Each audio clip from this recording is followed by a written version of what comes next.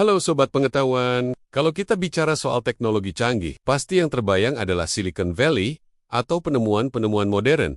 Ya, tapi tunggu dulu. Ternyata, jauh sebelum era smartphone dan komputer, para ilmuwan Muslim sudah menciptakan inovasi yang mengagumkan. Bayangkan, di masa kemasan Islam antara abad ke-8 sampai ke-14, kota-kota seperti Baghdad dan Damaskus adalah pusat ilmu pengetahuan dunia. Dan yang lebih keren lagi, mereka nggak cuma menerjemahkan ilmu dari Yunani dan Romawi, tapi mengembangkannya jadi penemuan-penemuan baru yang revolusioner. Salah satu tokoh yang super jenius adalah Al-Jazari, yang dikenal sebagai Bapak Robotika. Dalam bukunya tentang alat mekanik, beliau merancang lebih dari 100 perangkat canggih. Yang paling mencengangkan, beliau menciptakan robot pelayan otomatis yang bisa menuangkan minuman. Bayangkan, ini terjadi berabad-abad sebelum robot modern ada. Pernahkah kamu membayangkan bagaimana teknologi canggih yang kita nikmati saat ini berawal? Mari kita berkenalan dengan para ilmuwan Muslim yang jenius. Bayangkan, Al-Jazari menciptakan sistem pompa air dengan roda dan engkol yang masih jadi dasar mesin mobil kita.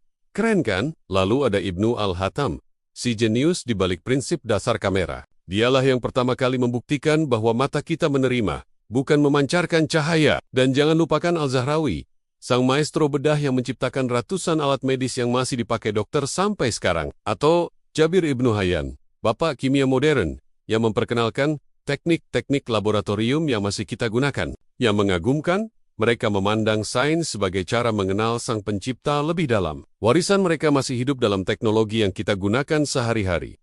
Pernahkah Anda membayangkan sebuah perpustakaan yang menjadi pusat peradaban dunia? Di Baghdad, perpustakaan Baitul Hikmah bukan sekadar tempat menyimpan buku. Ia adalah saksi bisu kejayaan Islam dalam dunia sains dan teknologi. Bayangkan sebuah tempat di mana ilmuwan Muslim, Yahudi dan Kristen duduk bersama, berbagi pengetahuan tanpa sekat. Disinilah, di bawah naungan dinasti Abbasiyah, mereka menciptakan terobosan-terobosan yang mengubah dunia.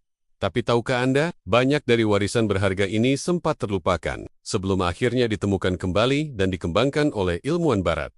Ironis memang, mengingat betapa gemilangnya pencapaian para pendahulu kita. Saat ini, ketika dunia Islam menghadapi berbagai tantangan modernisasi, kisah Baitul Hikmah mengingatkan kita pada satu hal. Kemajuan teknologi bukanlah sesuatu yang asing bagi Islam. Ini adalah bagian dari identitas kita yang pernah bersinar terang. Mari kita hidupkan kembali semangat para ilmuwan Muslim terdahulu. Karena iman dan ilmu pengetahuan bukan dua hal yang bertentangan. Mereka adalah sayap yang membawa kita terbang menuju masa depan yang lebih cerah. Terima kasih telah menyimak. Jangan lupa tekan tombol subscribe dan bagikan video ini agar semakin banyak yang mengenal kejayaan Islam dalam dunia sains dan teknologi.